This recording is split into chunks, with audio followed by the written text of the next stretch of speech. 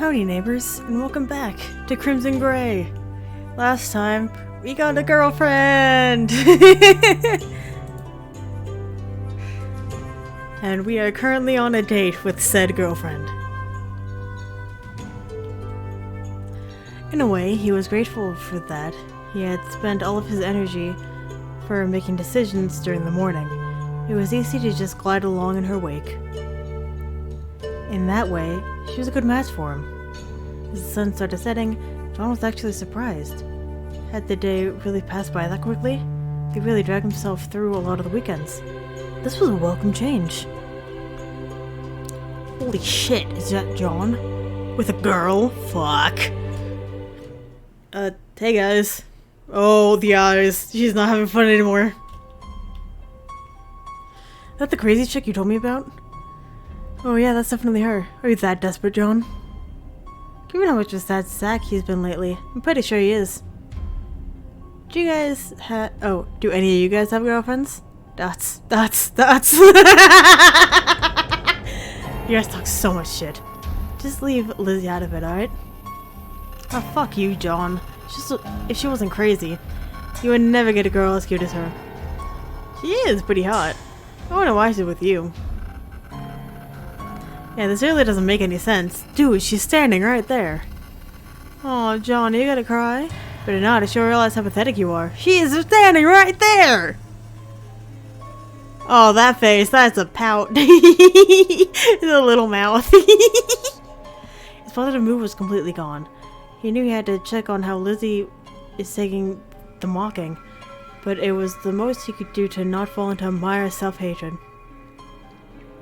As always, he felt like he should be stronger than this, less emotionally fragile.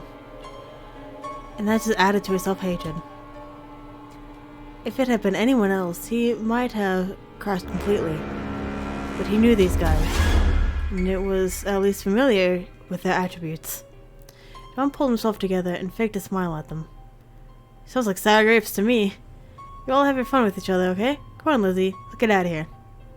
They scoffed, but he didn't care. Taking her hand, he walked as fast as he dared out of the alleyway.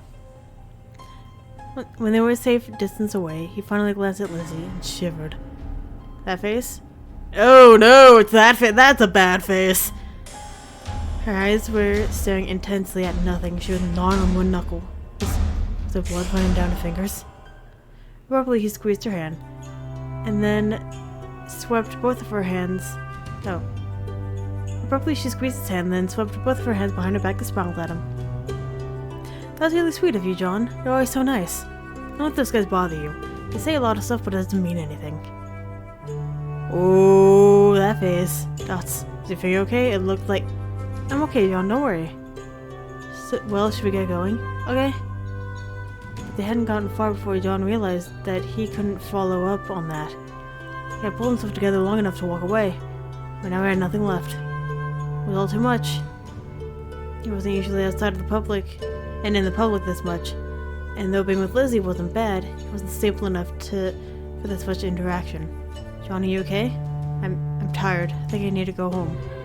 Is something wrong? Did I do something wrong? He could hear the tremor in her voice. He knew that she needed affirmation, but the apathy was choking him to death. He had no energy for anyone else, no energy for anything but getting back home, curling up and wishing he was dead. Somehow he said goodbye, found a bus, and got all the way home. The events passed like he was suffocating in gauze. The world around him too unreal to have any effect. Maybe he should have reassured Lizzie, but it didn't matter. He was an idiot for thinking he could help her. Nothing he did mattered.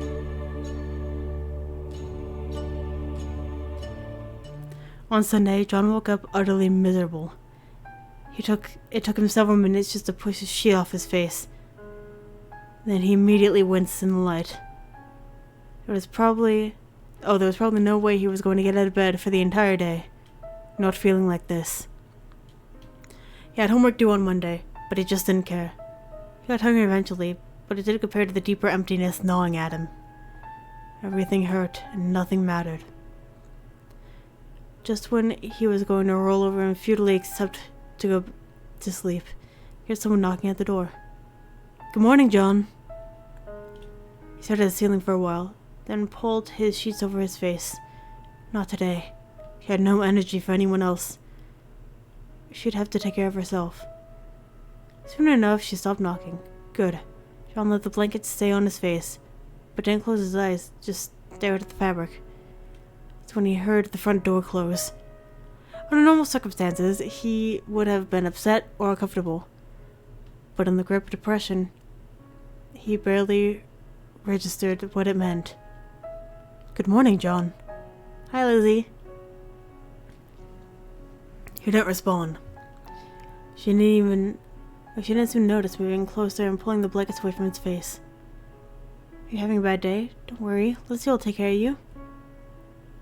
And with that, she began bustling around him, apparently not even caring that he didn't respond. She untangled his sheets and tucked him in better, humming a little tune the entire time. "Stay right there, okay?" She gave him a little peck on the cheek, then skipped out of the room. He heard her go across the floor, then enter the kitchen and begin opening things. Strangely, just having a present helped. The worst part of days he couldn't get out of bed was actually the boredom. He didn't want to do anything, but that left his mind grinding against itself. Now at least he had Lizzie to listen to. It sounded like she found the pots and pans pretty quickly and turned on the stove. Well, she probably stared us out of the house, so that I don't know if we want to think of that as a good thing. None of the mother had left. Most of them don't get used much. John's father never cooked anything, and though John had learned to cook for himself, he usually just used the same pan every day. Was she really going to cook for him? He recalled that her lunches have been pretty good, and maybe he had something to look forward to. Lizzie popped in again and opened his window and let fresh air in. I was afraid that she would try to talk to him, but she just smiled as he looked at her and kept moving around. Soon she headed back out, still humming to herself. Eventually she returned with a steaming bowl of soup and stared at it. So she sat down on the bed and held out the spoon for him. "Eat up, you need strength." It looked like she was gonna hold the spoon in front of him until he ate it, but John gave in and accepted the spoonful. Even through his gray haze, it wasn't bad. It was about when she fed him another spoon. After he ate the soup, she left him alone again for a while, and he actually drifted to sleep. It was heavy, exhausted sleep, but it was better than nothing. When he woke up, Lizzie was sitting nearby, staring at him with a dead look in her eyes. John found that he didn't even care. She spent the entire day caring for him, always fussing around for his comfort and feeding him regardless of his objections. Somehow, she managed to convince him to sit up, propped against some pillows, and while he was sitting up, it was easier for him to do something else, like read for a while. To his surprise, Lizzie actually pulled out some homework and began working through it, humming to herself. I wasn't sure why he was surprised. Obviously she was a student too, but somehow he didn't think people like her actually worked or studied. But by the end of the day, he was actually feeling close to better. But when he tried to get up, Lizzie kept him down with a gentle hand on his chest. "Just get better, okay? I'll see you on Monday." Yay, Lizzie! Yay! Great choice. We like Lizzie. She bed with him until he finally went to sleep that night. It was only as he drifted off peacefully that he realized that he had definitely locked the door the night before. Yeah, she just picked the lock. On Tuesday, John and Lizzie... What happened on Monday? Hold on! We are missing a day, ladies and gents.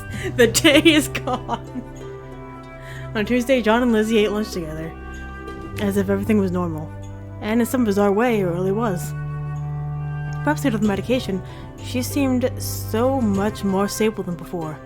She was sweet and kind at all times, always considerate and affectionate. Yet there was the occasional moment where she seemed a little obsessed. The slightest positive comment from him would be interpreted as a sign of their destined love. But all in all, John was happier than he had been for a long time. Classmates even stopped messing with him about Lizzie, though he wasn't sure if it was because she seemed normal or because they were afraid of her. Yet he wasn't. Not really. He had a hard time believing that anyone could really love him. It has seemed that Lizzie truly did. If anything, he worried that he could never love her back that intensely. He had an appointment scheduled with Mrs. Smith on Wednesday, yet for once when he walked into her office, he didn't feel that he desperately needed it. Ready for the session today, John? Actually, I'm feeling really good. Maybe we should skip today's. You should know better than that. If you stop the treatment that's making you feel better, you might have another relapse. No, you're right, sorry. Be sorry, just lie down and take a load off. So tell me, have you been doing lately? If I can learn how to read, well, I'm okay, I guess. Better than most weeks. So, it looks like you're making progress. By the way, I've seen you pass with a girl. Are you two dating?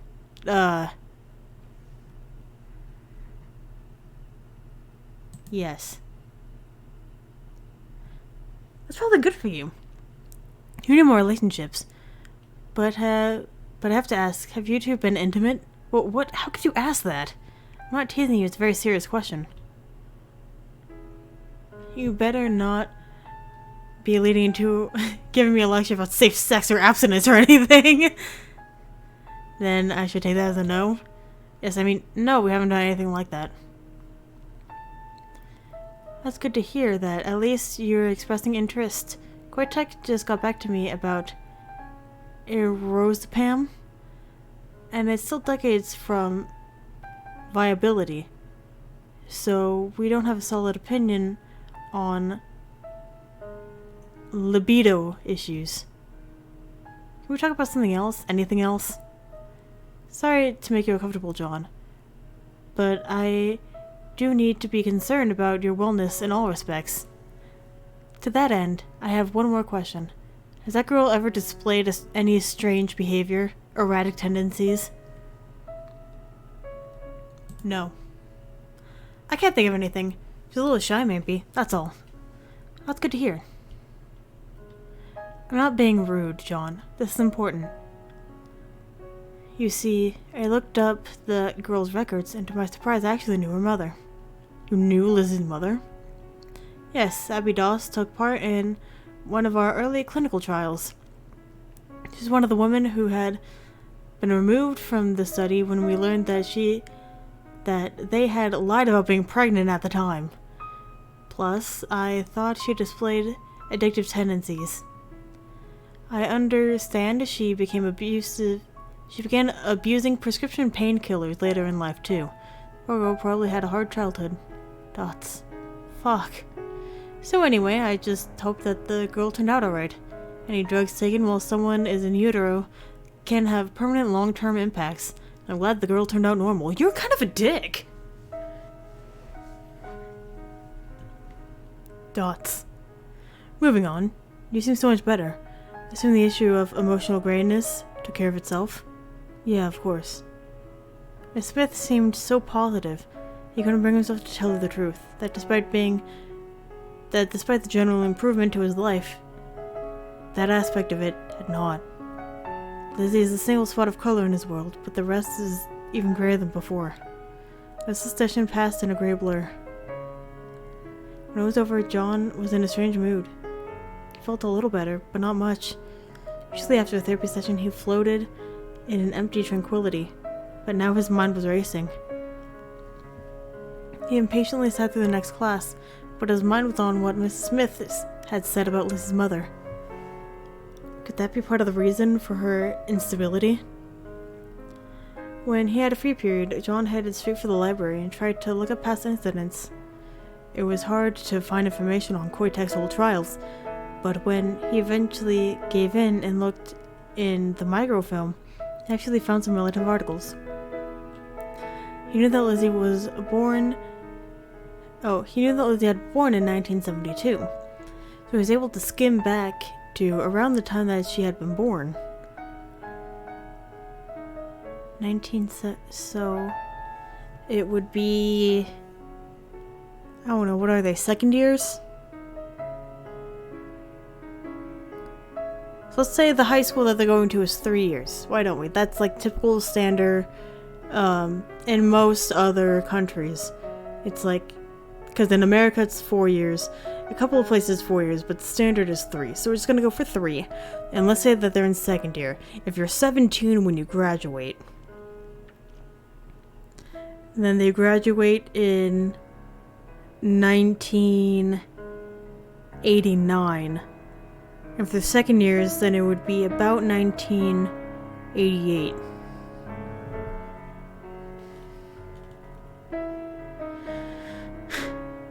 He actually found the birth announcement on the local paper easily, but for the rest he was left searching aimlessly through shitty local articles. And then all at once it was easy. A series of articles that took his research from boring whim to something that had him on the edge of his seat. Apparently before it was called Cortec, the company had been called Pharmavax. They rebirthed after a series of drug recalls had ruined their reputation. John sat back, unable to read any further. That was really the explanation? It felt so cheap.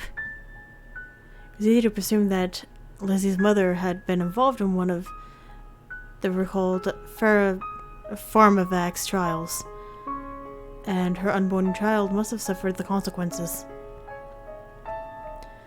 Could that really have unbalanced Lizzie this way? If so, that meant that there was no phase she was going through. If her early development had been altered, this was probably her way of life. Yet the second emotion he felt was anger. Anger that Mrs. Smith or anyone else could think Lizzie was some freak chemical accident. It was too much like the scorn that had been heaped on him for his depression. Whatever her problems, Lizzie was a person who deserved respect. Help, but respect before anything else. Depression quickly followed on the heels of his anger. Unable to deal with any more of those thoughts, John just walked out without even replacing the microfilm. He drifted through the rest of the day, still stewing over what he had learned. At times, he could almost convince himself that it was a good thing. If drugs had unbalanced Lizzie, maybe they could balance her again. He could almost imagine them together, helping each other, maybe even getting married. When she passed him in the hallway, her eyes lit up. Not in mere elation, but with a burning intensity. In that moment, John was sure that Lizzie couldn't be cured. The question was, did he want her to be? No. Several days later, when they were leaving school, Lizzie caught up with him, an odd look on her face. John was so happy. Really? I spent so long just watching you, imagining what it would be like to say hello, to hear you say my name, for you to look at me. Dots. Now that we can actually talk like this, it's like a dream. A wonderful dream I never want to end. I'm happy I met you too, Lizzie. This week has been fun. Dots. Say, how is Yondaquil working out for you? No unpleasant side effects? It's wonderful, thank you so much for giving it to me. Well, I hope we can find you some more once that dose runs out. Some drugs you can renew week to week, but I don't know about this one. It could be a pain. Oh no, I don't want you to go to any trouble for me. But it's helping, right? I want you to be able to have more if you want it. That's so sweet, but it's not necessary. It helped us get closer, didn't it? That's enough. Dots.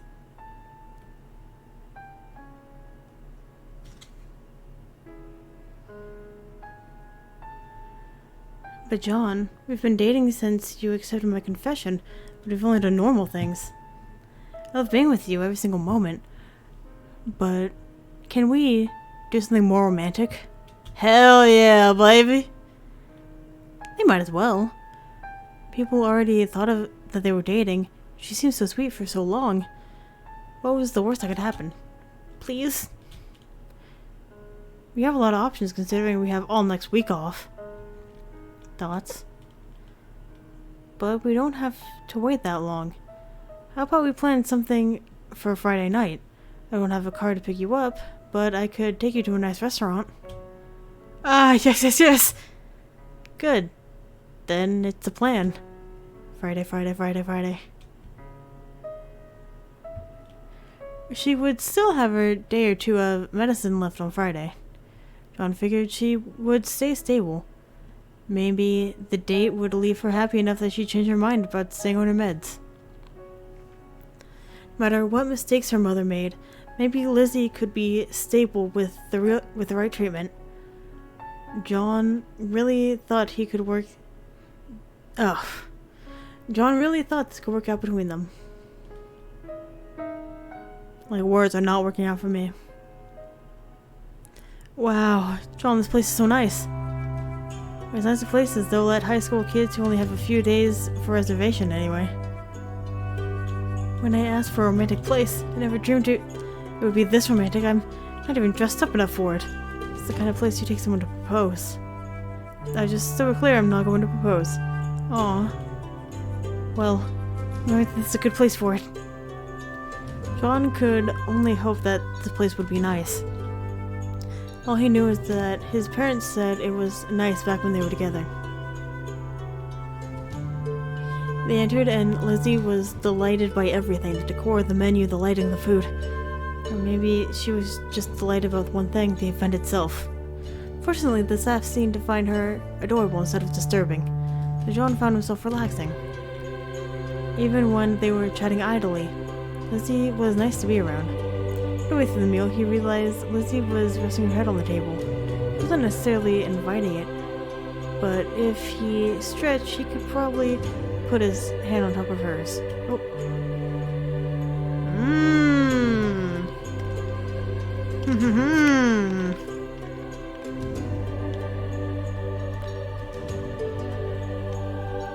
You know what? We're gonna go all romance all the time, baby. Bam. Lizzie's eyes went wide when he touched her. For a moment, just staring as if she couldn't believe it. But after a moment, she gave him a brilliant smile and laced her fingers through his. Well, he hadn't meant for that, but John decided he could just awkwardly hold her hand while they ate. That certainly seemed to be Liz's intention. She actually wasn't getting a lot eaten, since she didn't talk with her mouth full and listened rapidly whenever he talked. At least she seemed to be having fun. After a while, Lizzie patted her mouth with her napkin and sighed in satisfaction. She didn't let go of his hand, though. That's wonderful, absolutely wonderful. Yeah, it was really good. The food, the date! Oh, what made you talk so much? You haven't gotten to eat very much. It's okay, No, I'll be quiet and watch you while you eat. So Lizzie, how about you tell me where you live? It's not... Oh, it isn't too special, it's just a house. Do you live with someone? No, it's not your parents, but any other relative? No, it's just me. Abby inherited the house, I think. She didn't manage to sell it off when things got bad. Abby? My mother. She was an awful woman. I don't want to talk about it. It's a nice enough house, I suppose. Abby wrecked a lot of it, but I've been able to repair with the money from James. Your father? I guess. But he never cared enough to meet me. Abby always complained about him. And the checks didn't always come. But I didn't want to... Oh, but I don't want to talk about it. It's all horrible, isn't it? People who can't even pretend to be in love just tear into each other. That's not what I want. Not at all. When I fell in love with you, I knew it would last forever. Dots. Wouldn't it be nice for us to get a house together? Maybe even build one? Oh, so many choices I can't decide. But I want it to be something we choose together, not something we inherit. Some place that we want to live in together forever. Maybe a big house, big enough where we have lots of nice windows. but also rooms where no one can see us. And maybe a fountain? Lizzie giggled and squirmed in her seat, as if she couldn't contain herself. Her fingers in his grip so... Oh. Wait. Her fingers in his gripped so tightly that it almost hurt. But I'm just saying things. None of those things really matter. The only thing in our house I'll care about is you. This is the longest he had yet gotten her to talk about... Oh my god! I need to learn how to read! It was the longest he had gotten her to talk about herself or her goals. And while it was still plenty focused on him, he didn't mind hearing the details. That's a very nice image, Lizzie. Aw, I'm glad you think so. And you finished your food! This has been wonderful, but can we go now, can we? Only slightly worrying about what she was thinking, John paid the bill, trying not to wince, and then they left the restaurant. He got on the bus and Lizzie never let go of his hand the entire time. He began to wonder where she was actually going to let go. And that was when she leaned her head against his shoulder. This feels nice. Yeah, it does. Really? You enjoyed tonight? No, I'm lying. I'm a lying liar who lies. I did. It's not often I get to hear you talk about the things you want. Other than me. It felt ridiculous to say that. Like some kind of boast.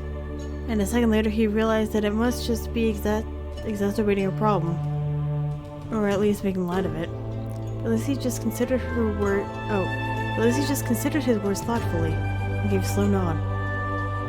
I always wanted to know everything about you, John. Why do you want to know about me? Dots. John, would you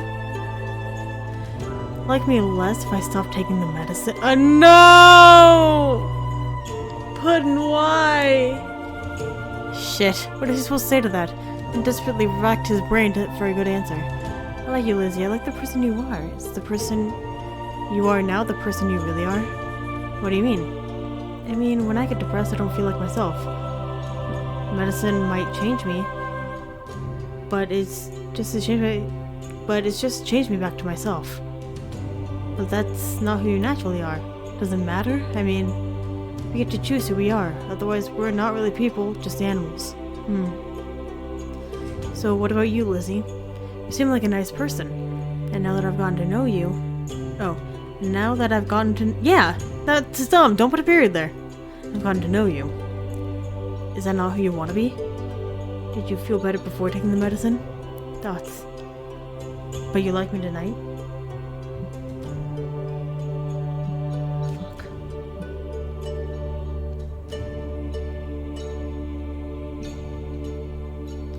That was wonderful, but I'm not supposed... Oh, but I'm not suggesting I didn't like you before... Silly John. Oh, don't worry about it. I love you no matter what. Now, would you like to see my house? Yes, ma'am! I want to see your house. This is a whole nother level. John froze, not sure how to take the question. And again, Lizzie had already seen his house. Maybe she just wanted to open up. He said that he liked to hear her talk about herself after all. If she was actually offering to let him into her life a little more, it'd be stupid for him to turn her down. Sure, Lizzie, I would love to see it. Oh, I'm sure you will, absolutely sure. He would plan to take her to her stop, just to be gentlemanly.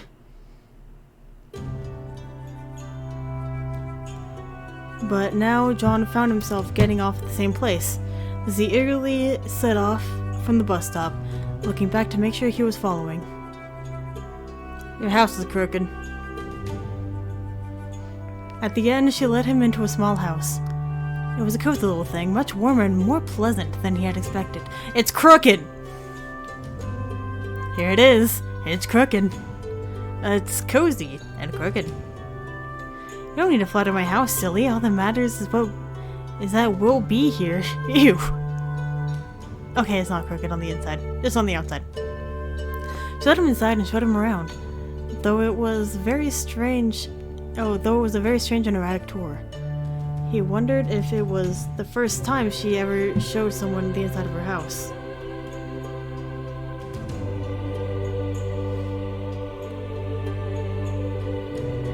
The inside of the house was less cozy than the outside. Not because of the house itself, but because of how bare it is. A few rooms looked as though they'd been used, but the rest looked like they're out of a catalog. It mimicked a house, but it didn't look like a place where anyone lived. The only thing that didn't match the catalog image was a heavy metal door off the side hallway. Lizzie didn't make the slightest reference to it, or even seem to notice it existed. Oh no, we're about to die, aren't we? This picture, is it your mother? Oh, that. Forgot I even had that. Oh, that's a bad face. Lizzie doesn't seem to care, but John was curious enough to pick up the frame and look closer. He was surprised to find his hand immediately coated in dust. That had been years of dust. How could Lizzie have lived here so long and never even disturbed a picture sitting on a table like this?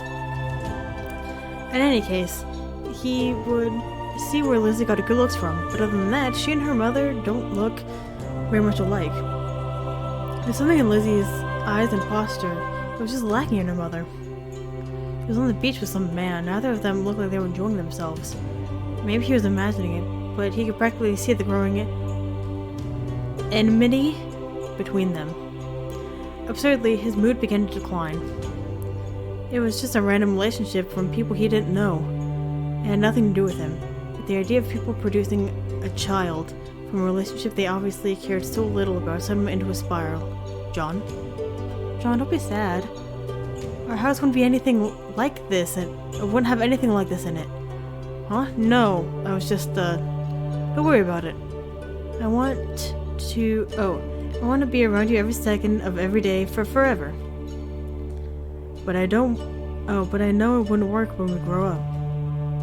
I can get a job. I'm good at a lot of things. We decided to be apart, but we can call each other at work and send each other things. And when we get home, we'll see each other again after so long. It'll feel so good. The picture of the future actually sounded nice. Oh no, I didn't read! He put a little cloud in his head, but he couldn't find a way to put it into words, and so he said nothing. Undeterred, Lizzie encouraged him into the living room and pushed him down onto a large couch. It hadn't seen much use, but it was dust-free and gloriously soft. You stay here, okay? Give me a minute to change out of this.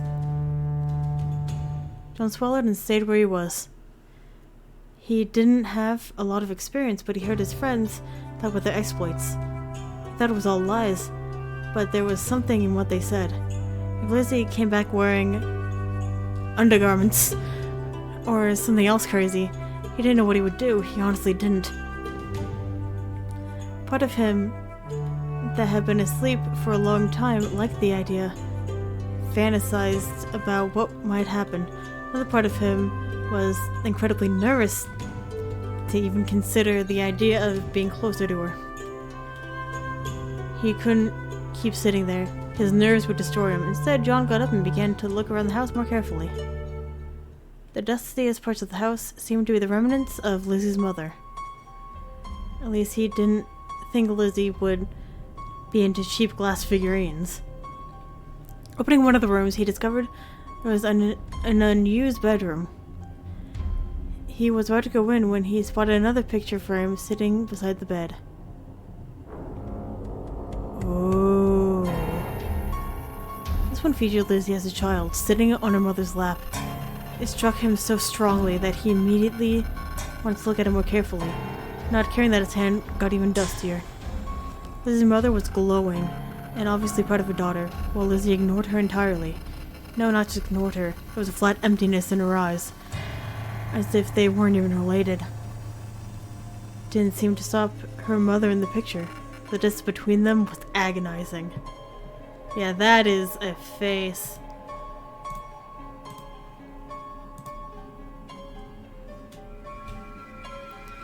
Why would anyone keep a picture like that? Much less frame it. John stared at it a while longer, then set it down and left the room. What could have happened to give Lizzie those eyes? Was she born that way due to her mother's mistakes? Had her mother driven that wedge between them? Her mother had looked kind in the picture, but John knew all too well that the worst parents could try to act like the most loving. When Lizzie had spoken of her mother earlier, her terms had been negative.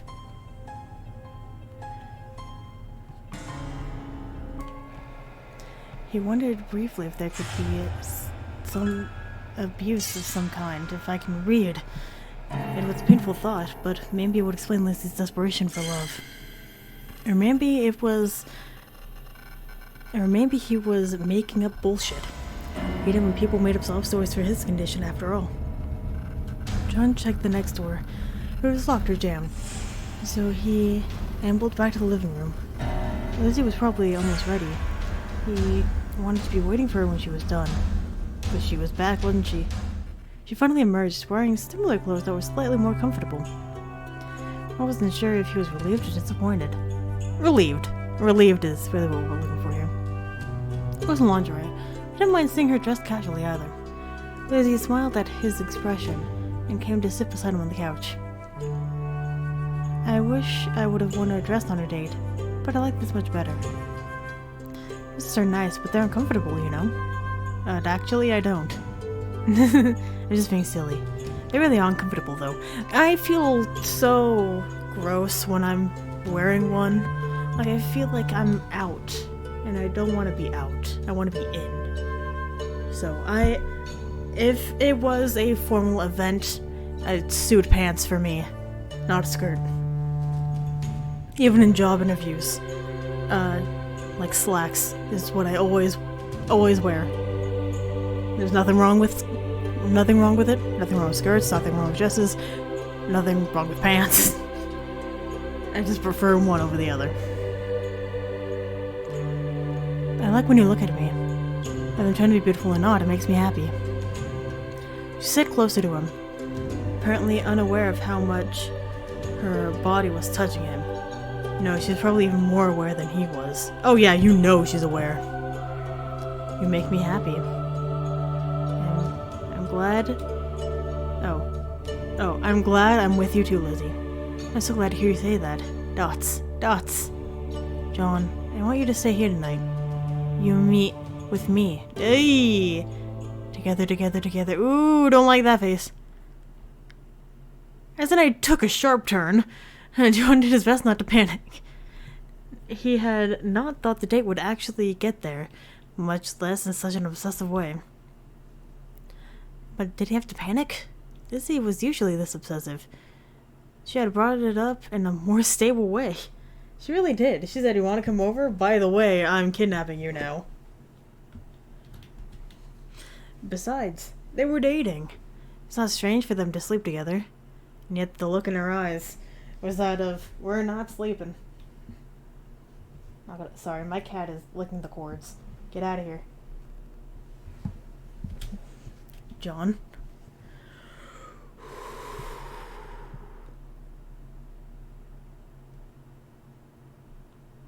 I want these two. This is not an option. These two, though. Convince her to wait or refuse. Come on, do you want to roll it, Peppy? Hold on. You want to roll it?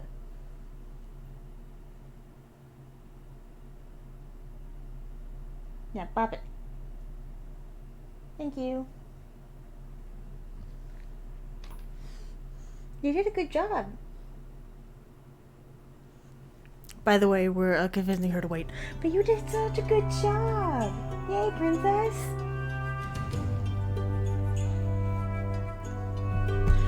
Lizzie, I want to be with you too.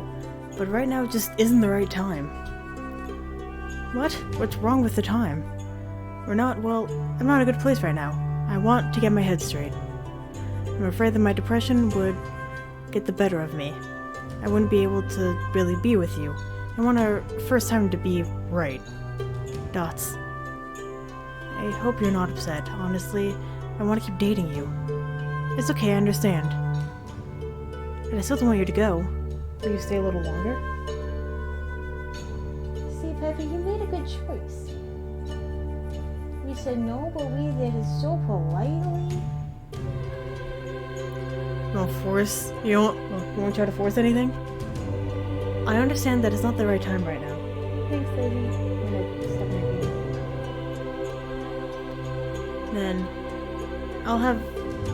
Then I've had a nice time so far. I suppose I could stay a little longer. Here, let me get you some tea. Oh no! She's gonna roofie me. Peppy, you're gonna be roofied. What did you do? He was left sitting anxiously by himself, wondering if he was completely insane. Did he seriously just turn down sex with a girl like Lizzie? I wasn't sure that he'd done the right thing. She might be a little unstable, but she was completely in control of herself. It wasn't like there would have been anything wrong with it, or so he told himself. But the idea still made part of him deeply uneasy. He wasn't sure why, but he hoped the feeling wouldn't last long. Maybe the tea would help calm his nerves. Oh, it's gonna calm something, alright. Here you go, John. I brewed a cup for each of us. Thank you. It was just a little sweet. So he took another sip. John usually didn't enjoy tea, but right now the mild taste was exactly what he needed. I'm glad you took this so well, if that makes sense. Of course, John, I want us to be together forever and ever. I wouldn't want to force anything on you before everything was ready. Well, thank you. I think later. Oh, why is the background getting blurry? I wish I'd have thought. I just want this to work out. Oh. Yes, I understand. I understand that people have hurt you. You're too kind for this world. You need my help. That's kind of you. Glad to have you with me. Depression is something that's cured, you know? It stays with you. You learn to deal with it. What is that face? Sorry, I'm not feeling so. Dots. Wait, Lizzie, did you put something in my tea? I knew it! It's okay, John. Relax. I'll take care of you. Oh, fuck. Lizzie, no, don't. His vision faded out, and his body went slack. The last thing he felt before slipping away entirely was Lizzie drawing his head back to rest on her lap. Fuck. And now we're in a basement.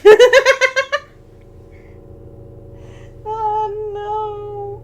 What did we do wrong? John woke up feeling something tight on his wrists. At first he thought he must be tangled in the sheets. When he tried to move his hands, they were stuck. Memories returned in a bitterly cold flood. Lizzie must have drugged him and brought him to wherever this is. Oh, I love the lineup of weapons on the back wall. That's good. His blurry vision slowly returned, and he could make out a rough basement around him. He could just see a heavy metal door at the top of the set of stairs and knew it. It looked as though there were shelves and tools along the walls, but he couldn't pay attention to those. Now with Lizzie standing in front of him, eyes fixed on his face. Glad you're awake now. You feeling okay? Okay? You've... Sorry, John, I really am. But I didn't have a choice. You're so kind, too kind. Wish you could understand how much I need you. I have to make you understand. What are you going to do to me? Don't be afraid, John. Everything is going to be alright. Dots. I'm completely empty. There's nothing inside of me. There's never been anything inside of me. The emptiness craves something. I didn't understand what I needed for years and years. Finally, I realized I needed a person. A specific person. A yandere. But I didn't know who. Occasionally there would be a flicker of a feeling. I'd watch someone for a while. Then never Oh, but they were never what I needed. Nothing actually mattered. Until I met you. Lizzie, Hush, let me finish. Sorry. For a long time I could barely even bear to look at you. The feelings were too intense. And then I couldn't bring myself to talk to you. I was afraid that it would all just disappear. But the feelings didn't go away, they got stronger. You were made for me, John. You need to understand that. I love you. I love you. I love you. I love you. I love you. I love you. I love you. Lizzie, I want you to feel that way about me, but not like this. You're not well. You don't mean that. John doesn't mean that. I want to be different. Be the girl you could like easily. I tried. But I'm not. I'm empty. I'll be empty until you finally fill that emptiness. But kidnapping and raping me isn't going to get you what you want, Lizzie. Oh, no, no, no, no, no. I could never do that to you. You were right before. It's too early for us to do that. Our first time, I wanted to be perfect. Perfect in every way. And why am I tied to a chair? You're sick too, John. You don't understand how much I love you. I have to make you understand. Dots. Stay here. Try to get comfortable. You have days and days to start to understand. Days and days. John recalled that they were going into a full vacation week. Fuck. That meant she could keep him here for a full 9 days before they had to return to school. That was no accident. Liz might be unstable, but her mind is disturbingly clear. She planned this. Maybe even before asking him out on a date. His heart ached. John couldn't understand the way her mind worked, but she was obviously in great pain. In fact, the way that she had spoken almost reminded him of his own depression. That brought to mind an old lesson, one he learned from his therapist before Mrs. Smith. His depression explained why he lashed out at those close to him, but it didn't excuse it. The people around him could choose to suffer through it voluntarily, but that was their decision. So, was this something he could help Liz to get through? Did he want to? As he looked around the basement, he saw heavy tools, some hammers and knives, looked like they could be useful. John slipped against the ropes binding him to the chair and just wept.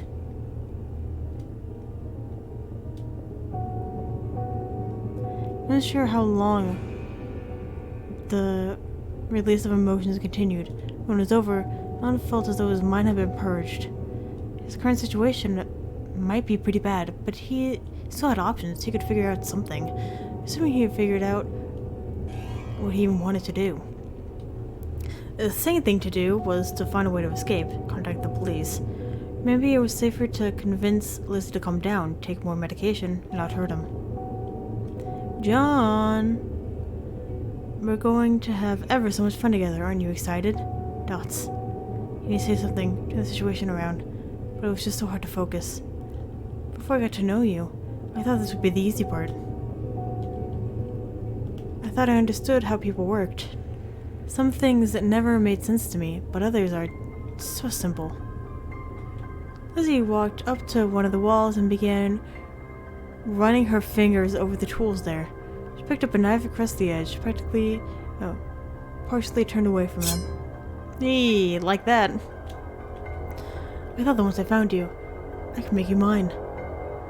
And then I would feel whole. But you see, I underestimated just how much you would change me. I'm so much happier, and everything is so much more complicated.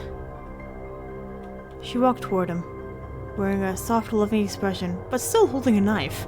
John froze and held his breath as she walked behind him. I want all of you, John. Even the parts I don't know, even the parts I didn't know existed before. If I hurt you, I would never really have all I want. The knife slid past his face, but only as Lizzie moved to embrace him. She wrapped her arms around his neck and pressed herself against his back, inhaling deeply. I love you so much. I wouldn't be satisfied with this as a shell of you. Without warning, she pulled back. The adoration in her expression was gone, replaced with an empty gaze fixated on him. That makes this so much harder. What are you going to do to me? I don't know. I wish I knew. I took time to think, but it didn't help. Dots. I could do so many things.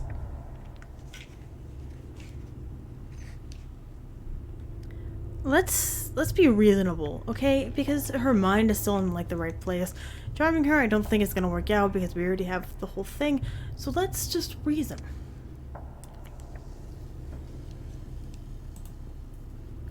Lizzie, think about this. Do you think controlling me like this will bring us together? You'll forgive me. It's more important for you to understand. But you said it yourself. You're not sure how you're going to make me understand. Shouldn't you try talking to me first? I need to think. Maybe that wouldn't work, but he hoped it would stick with her. She could reason, even if in a strange way. Maybe he could get through to her. She paced around the room for a while, muttering under her breath, and suddenly straightened. Throwing aside the knife, it embedded itself in the wall. She went to the closet, and after a few seconds, emerged with a chain. Yes, this will be better. Sorry, John, I should have thought of this earlier. She clamped one end around his ankle, and lifted the table at one end of the room, and left the other side of the chain there. Plucking the knife back out of the wall, as he cut through John's bounce in troubling speed, smiling all the while. So you don't have to be tied up. Here, use this table. I'll bring you whatever you need. Lizzie swept all the objects from the table, like they were nothing more than trash, then frowned down at the empty space. But you didn't bring your books, because of the date. Is there anything you want me to bring for you? He stared at her, still not entirely sure how to deal with the change. Licking his lips, John spoke before he could fully think through his words. Can I have some water? Ah, of course, water. It's water, and you slept a long time. You'll probably be hungry soon. Just wait here. While she was gone, John did his best to rub some feelings back into his wrist and look around the room. The chain attachment to the table leg was fairly long. He thought he could reach most of the basement except for the far end and the door at the top of the stairs. Not that he could try anything when she was still nearby and could return at any moment. He did try to lift the table, though. See if he could slip the chain out from under the leg, but he couldn't even budge it. What the hell? Was there some trick to it? Or was she just that strong? John had thought it may have been his imagination. Or she was just fueled by passion. But to move a table as easily as she did, that shouldn't have been possible. There wasn't time for anything before Lizzie returned, bearing kitchen supplies. The knife is all the kitchen supplies we need. Just wait a moment, I'll make you something, and then we can be together while I make it. Isn't that wonderful? Not waiting for an answer, she laid out her ingredients on one side of the table, then set up a chopping board. She began reducing vegetables to little chunks with terrifying ease. Knife, silver blur in her hands. I know just what I want to cook today, but you can ask for whatever you want later. I'll make you whatever you like. Thank you. This is all I want, John. A peaceful life at home. Dots. You can stay inside, ignore everyone who wants to hurt you. I'll keep you safe. I'll bring you whatever you need. Take good care of you, and never go outside. Of course you could go outside if you wanted to, but right now I'm just afraid. Her movements became more erratic, and John saw several chips of wood fly away from the cutting board. Lizzie was still smiling sweetly. Don't you want that too? To be able to just stay inside on bad days and ignore the world? That did sound good to him. But when he shifted his legs, he heard the chain clanging around the floor, and whatever he had been meaning to say evaporated out of his mind. As absurd as it was, the day continued almost normally, as he made him an elaborate meal, and they ended up chatting over it, as if everything was normal. It felt wrong to do so. But he worried that doing anything else would just antagonize her. Did she really think this would work in the end? Honestly, he had no idea. And didn't she really... Oh, my god. And did she really need to do so much cutting for every single dish? When they had finished and chatted for a while, Lizzie abruptly hopped back to her feet. Okay, just a moment, John. I'm going to get your books, okay? I don't want you to be angry with me for making you fall behind on your homework. Is there anything else you want me to get from your house? Well, just let me know if anything comes to mind, alright? She skipped away and he heard the door above him close.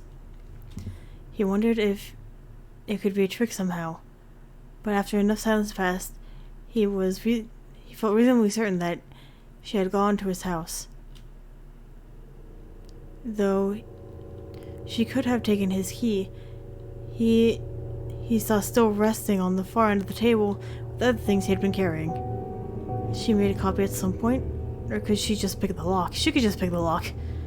Neither possibility was exactly comforting, but he didn't have time for that. John got to his feet, stretched, and considered his options. And with that, we are gonna end the episode.